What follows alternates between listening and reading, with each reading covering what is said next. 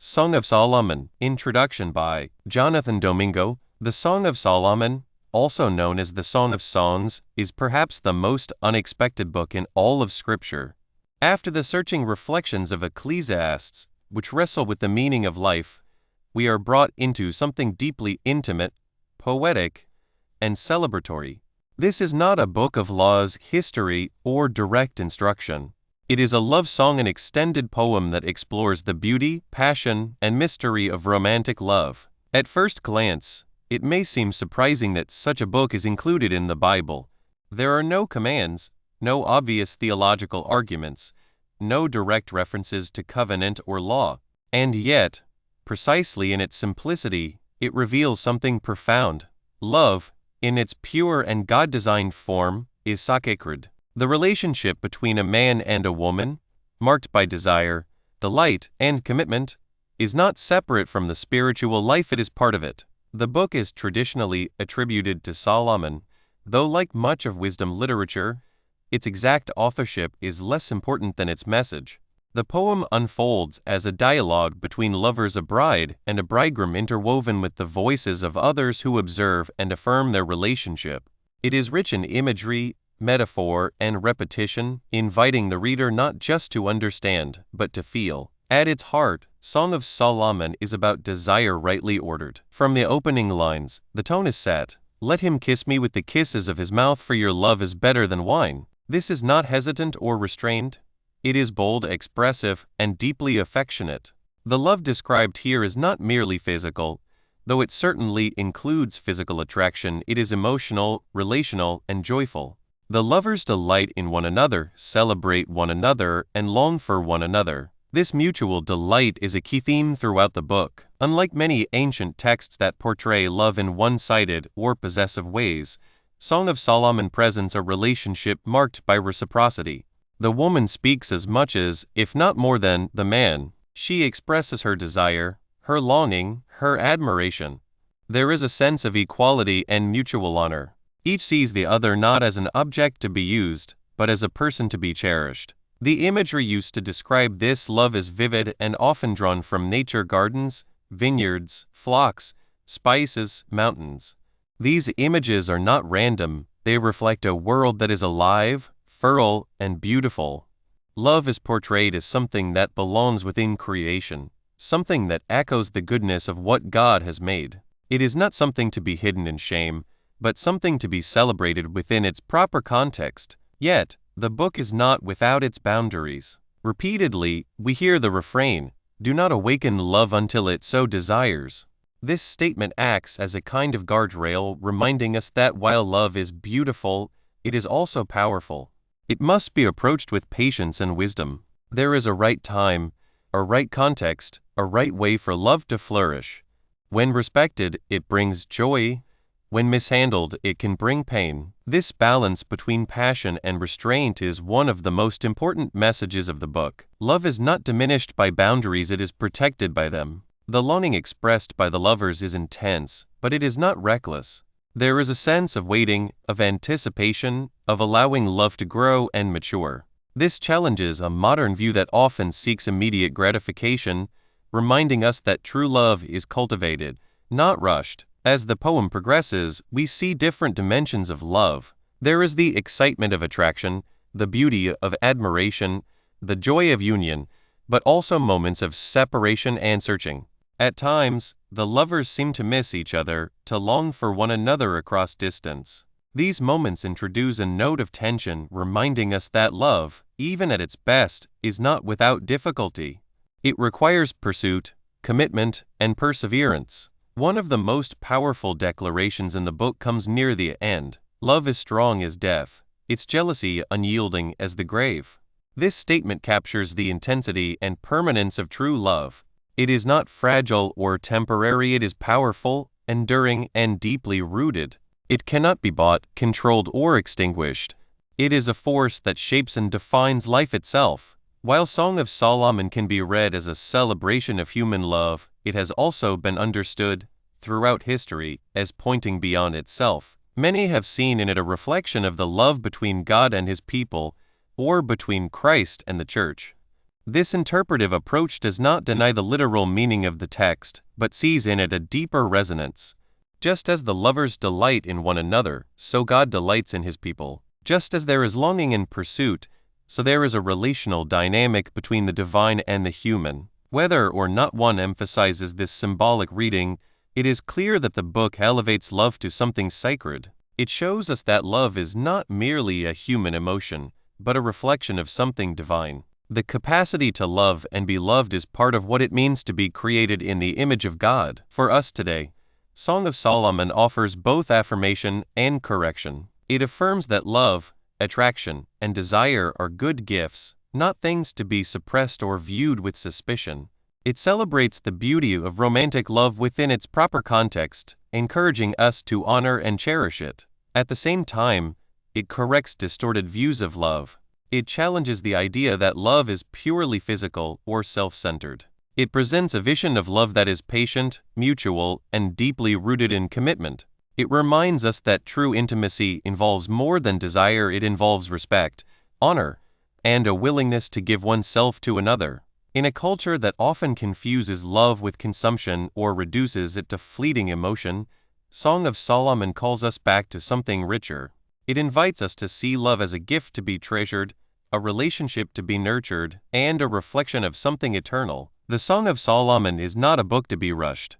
Like the love it describes, it is meant to be savored, to be read slowly, to be reflected on, to be felt. It reminds us that in the midst of life's questions, struggles, and pursuits, there is also beauty, deep, personal, relational beauty that speaks of a God who not only rules and redeems, but also delights. And in that delight, we catch a glimpse of the kind of love that we were created for. Song of Solomon, the Song of Songs, which is Solomon's. Let him kiss me with the kisses of his mouth, for thy love is better than wine. Because of the savor of thy good ointments, thy name is as ointment poured forth. Therefore do the virgins love thee. Draw me, we will run after thee. The king hath brought me into his chambers. We will be glad and rejoice in thee. We will remember thy love more than wine. The upright love thee. I am black, but comely, O ye daughters of Jerusalem, as the tents of Kedar, as the curtains of Solomon. Look not upon me, because I am black, because the sun hath looked upon me. My mother's children were angry with me.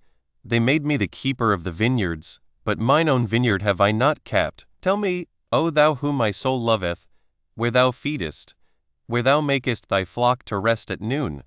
For why should I be as one that turneth aside by the flocks of thy companions? If thou know not, O thou fairest among women, go thy way forth by the footsteps of the flock, and feed thy kids beside the shepherd's tents. I have compared thee, O my love, to a company of horses in Pharaoh's chariots.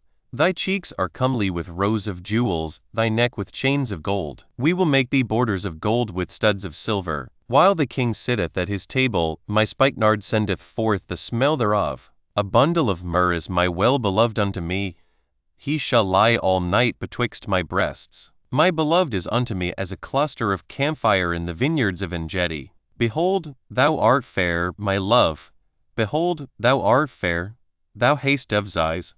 Behold, thou art fair, my beloved, yea, pleasant. Also our bed is green. The beams of our house are cedar, and our rafters of fir. I am the rose of Sharon, and the lily of the valleys. As the lily among thorns, so is my love among the daughters. As the apple tree among the trees of the wood, so is my beloved among the sons. I sat down under his shadow with great delight, and his fruit was sweet to my taste. He brought me to the banqueting house, and his banner over me was love. Stay me with flagons, comfort me with apples, for I am sick of love. His left hand is under my head, and his right hand doth embrace me. I charge you, O ye daughters of Jerusalem, by the roes and by the hinds of the field, that ye stir not up, nor awake my love, till he please. The voice of my beloved, behold, he cometh leaping upon the mountains, skipping upon the hills. My beloved is like a roe or a young hart. Behold, he standeth behind our wall. He looketh forth at the windows, showing himself through the lattice. My beloved spake, and said unto me, Rise up, my love, my fair one, and come away. For, lo, the winter is past, the rain is over and gone. The flowers appear on the earth, the time of the singing of birds is come, and the voice of the turtle is heard in our land. The fig tree putteth forth her green figs, and the vines with the tender grape give a good smell. Arise, my love, my fair one, and come away. O my dove, that art in the clefts of the rock, in the secret places of the stairs, let me see thy countenance, let me hear thy voice. For sweet is thy voice, and thy countenance is comely. Take us the foxes, the little foxes, that spoil the vines. For our vines have tender grapes. My beloved is mine, and I am his. He feedeth among the lilies. Until the day break, and the shadows flee away, turn, my beloved, and be thou like a roe or a young hart upon the mountains of Bether. By night on my bed I sought him whom my soul loveth. I sought him, but I found him not. I will rise now, and go about the city in the streets, and in the broad ways I will seek him whom my soul loveth. I sought him, but I found him not. The watchmen that go about the city found me, to whom I said, Saw ye him whom my soul loveth? It was but a little that I passed from them, but I found him whom my soul loveth. I held him, and would not let him go until I had brought him into my mother's house, and into the chamber of her that conceived me. I charge you, O ye daughters of Jerusalem, by the roes and by the hinds of the field, that ye stir not up, nor await my love till he please. Who is this that cometh out of the wilderness like pillars of smoke, perfumed with myrrh and frankincense, with all powders of the merchant? Behold his bed, which is Solomon's. 80 valiant men are about it, of the valiant of Israel. They all hold swords, being expert in war. Every man hath his sword upon his thigh because of fear in the night. King Solomon made himself a chariot of the wood of Lebanon. He made the pillars thereof of silver, the bottom thereof of gold, the covering of it of purple, the midst thereof being paved with love. For the daughters of Jerusalem, go forth, O ye daughters of Zion, and behold King Solomon with the crown wherewith his mother crowned him in the day of his espousals, and in the day of the gladness of his heart. Behold, thou art fair, my love. Behold, thou art fair. Thou hast dove's eyes within thy locks. Thy hair is as a flock of goats that appear from Mount Gilead. Thy teeth are like a flock of sheep that are even shorn, which came up from the washing, whereof every one bare twins, and none is barren among them. Thy lips are like a thread of scarlet, and thy speech is comely. Thy temples are like a piece of a pomegranate within thy locks. Thy neck is like the tower of David builded for an armory, whereon there hang 1,000 bucklers, all shields of mighty men. Thy 2 breasts are like 2 young roes that are twins, which feed among the lilies. Until the day break, and the shadows flee away, I will get me to the mountain of myrrh, and to the hill of frankincense. Thou art all fair, my love, there is no spot in thee. Come with me from Lebanon, my spouse, with me from Lebanon. Look from the top of Ammana, from the top of Shenir and Hermon, from the lions' dens, from the mountains of the leopards. Thou hast ravished my heart, my sister, my spouse. Thou hast ravished my heart with one of thine eyes, with one chain of thy neck. How fair is thy love, my sister, my spouse! How much better is thy love than wine, and the smell of thine ointments than all spices. Thy lips, O my spouse, drop as the honeycomb. Honey and milk are under thy tongue, and the smell of thy garments is like the smell of Lebanon. A garden enclosed is my sister, my spouse, a spring shut up, a fountain sealed. Thy plants are an orchard of pomegranates, with pleasant fruits, camphire, with spikenard and saffron, calamus and cinnamon, with all trees of frankincense, myrrh and aloes, with all the chief spices, a fountain of gardens, a well of living waters, and streams from Lebanon. Away, O north wind, and come, thou south, blow upon my garden, that the spices thereof may flow out. Let my beloved come into his garden, and eat his pleasant fruits. I am come into my garden, my sister, my spouse. I have gathered my myrrh with my spice. I have eaten my honeycomb with my honey. I have drunk my wine with my milk. Eat, O friends. Drink, yea, drink abundantly, O beloved. I sleep, but my heart waketh. It is the voice of my beloved that knocketh, saying, Open to me, my sister, my love, my dove, my undefiled. For my head is filled with dew, and my locks with the drops of the night. I have put off my coat. How shall I put it on? I have washed my feet. How shall I defile them? My beloved put in his hand by the hole of the door, and my bowels were moved for him. I rose up to open to my beloved, and my hands dropped with myrrh, and my fingers with sweet-smelling myrrh, upon the handles of the lock. I opened to my beloved, but my beloved had withdrawn himself, and was gone. My soul failed when he spake. I sought him, but I could not find him. I called him, but he gave me no answer. The watchmen that went about the city found me. They smote me, they wounded me. The keepers of the walls took away my veil from me. I charge you, O daughters of Jerusalem, if ye find my beloved, that ye tell him, that I am sick of love. What is thy beloved more than another beloved, O thou fairest among women? What is thy beloved more than another beloved, that thou dost so charge us? My beloved is white and ruddy, the chiefest among 10,000. His head is as the most fine gold, his locks are bushy and black as a raven. His eyes are as the eyes of doves by the rivers of waters, washed with milk, and fitly set. His cheeks are as a bed of spices, as sweet flowers. His lips like lilies, dropping sweet-smelling myrrh. His hands are as gold rings set with the beryl. His belly is as bright ivory overlaid with sapphires. His legs are as pillars of marble, set upon sockets of fine gold. His countenance is as Lebanon, excellent as the cedars. His mouth is most sweet. Yea, he is altogether lovely. This is my beloved, and this is my friend, O daughters of Jerusalem. Whither is thy beloved gone, O thou fairest among women? Whither is thy beloved turned aside? That we may seek him with thee. My beloved is gone down into his garden, to the beds of spices, to feed in the gardens, and to gather lilies. I am my beloved's, and my beloved is mine.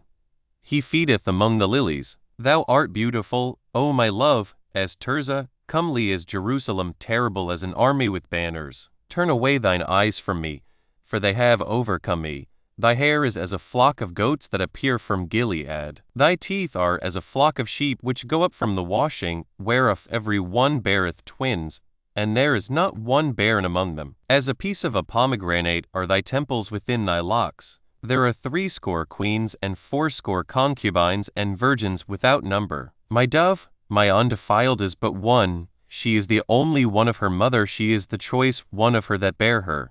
The daughters saw her, and blessed her. Yea, the queens and the concubines, and they praised her. Who is she that looketh forth as the morning, fair as the moon, clear as the sun, and terrible as an army with banners? I went down into the garden of nuts to see the fruits of the valley, and to see whether the vine flourished and the pomegranates budded. Or ever I was aware, my soul made me like the chariots of Amminadab. Return, return, O Shulamite, return, return, that we may look upon thee. What will ye see in the Shulamite? As it were the company of 2 armies. How beautiful are thy feet with shoes, O prince's daughter! The joints of thy thighs are like jewels, the work of the hands of a cunning workman. Thy navel is like a round goblet, which wanteth not liquor. Thy belly is like an heap of wheat set about with lilies. Thy 2 breasts are like 2 young roes that are twins. Thy neck is as a tower of ivory. Thine eyes like the fishpools in Heshbon, by the gate of Bathrabbim. Thy nose is as the tower of Lebanon which looketh toward Damascus. Thine head upon thee is like Carmel, and the hair of thine head like purple. The king is held in the galleries. How fair and how pleasant art thou, O love, for delights! This thy stature is like to a palm tree, and thy breasts to clusters of grapes. I said, I will go up to the palm tree, I will take hold of the boughs thereof. Now also thy breasts shall be as clusters of the vine, and the smell of thy nose like apples, and the roof of thy mouth like the best wine for my beloved, that goeth down sweetly, causing the lips of those that are asleep to speak. I am my beloved's, and his desire is toward me. Come, my beloved, let us go forth into the field, let us lodge in the villages, let us get up early to the vineyards. Let us see if the vine flourish, whether the tender grape appear, and the pomegranates bud forth. There will I give thee my loves. The mandrakes give us smell, and at our gates are all manner of pleasant fruits, new and old, which I have laid up for thee, O my beloved. O that thou wert as my brother, that sucked the breasts of my mother. When I should find thee without, I would kiss thee, yea, I should not be despised. I would lead thee, and bring thee into my mother's house, who would instruct me. I would cause thee to drink of spiced wine of the juice of my pomegranate. His left hand should be under my head, and his right hand should embrace me. I charge you, O daughters of Jerusalem, that ye stir not up, nor await my love, until he please. Who is this that cometh up from the wilderness, leaning upon her beloved? I raised thee up under the apple tree, there thy mother brought thee forth, there she brought thee forth that bare thee. Set me as a seal upon thine heart, as a seal upon thine arm, for love is strong as death. Jealousy is cruel as the grave. The coals thereof are coals of fire, which hath a most vehement flame. Many waters cannot quench love, neither can the floods drown it. If a man would give all the substance of his house for love, it would utterly be contemned. We have a little sister, and she hath no breasts. What shall we do for our sister in the day when she shall be spoken for? If she be a wall, we will build upon her a palace of silver, and if she be a door, we will enclose her with boards of cedar. I am a wall, and my breasts like towers. Then was I in his eyes as one that found favor. Solomon had a vineyard at Baalhamon. He let out the vineyard unto keepers, every one for the fruit thereof was to bring 1,000 pieces of silver. My vineyard, which is mine, is before me. Thou, O Solomon, must have 1,000, and those that keep the fruit thereof 200. Thou that dwellest in the gardens, the companions hearken to thy voice. Cause me to hear it. Make haste, my beloved, and be thou like to a roe or to a young hart upon the mountains of spices.